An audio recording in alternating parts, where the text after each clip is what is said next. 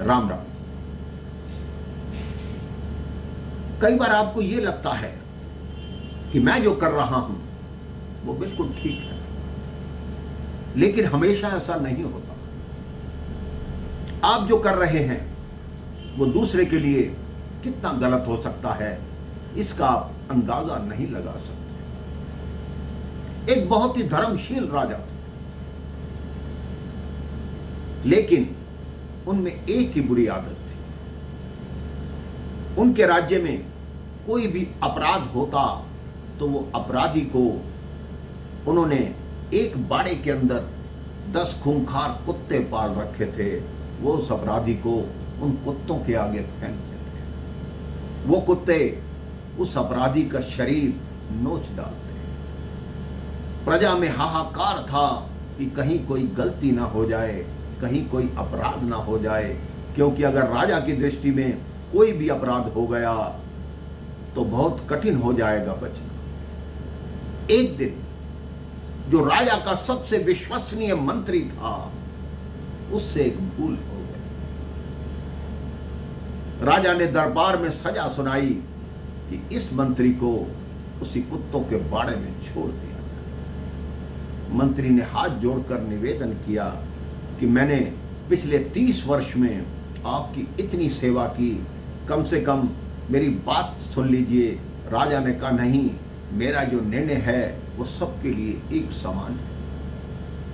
उस मंत्री ने कहा ठीक है, मैं आपके निर्णय को मानता हूं, लेकिन मुझे केवल 10 दिन का समय दे दीजिए।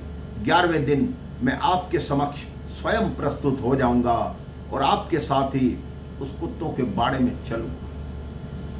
राजा ने कहा ठीक है, मैं आपको 10 दिन का समय देता हूं। 11वें दिन राजा सोच रहा, हो सकता है मंत्री कहीं भाग गया हो, यह ना हो कि वो आए ही नहीं।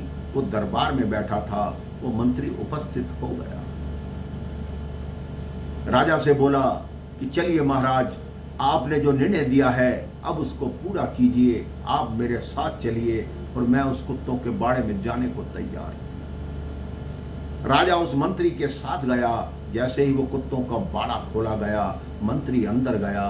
किसी भी कुत्ते ने उस मंत्री को काटा नहीं। उसके पैरों को चाटने लगे, उसको प्यार करने लगे, उसके आगे अपनी दुम हिलाने लगे। राजा देख के आश्चर्यचकित हो गया कि इतने खूंखार जानवर इस मंत्री के साथ ऐसा क्यों कर रहे हैं, इसको काट क्यों नहीं रहे।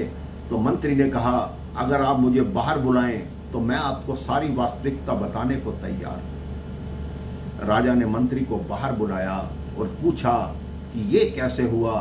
तब मंत्री ने कहा आपने मुझे 10 दिन का समय दिया, वो 10 दिन मैंने इनकी सेवा की, इनको खाना खिलाया, इनको नहलाया, तो इनका प्यार मेरे प्रति जागृत हो गया। ये मेरी सेवा से 10 दिन के अंदर प्रभावित हो गए, आप 30 साल में नहीं हुए।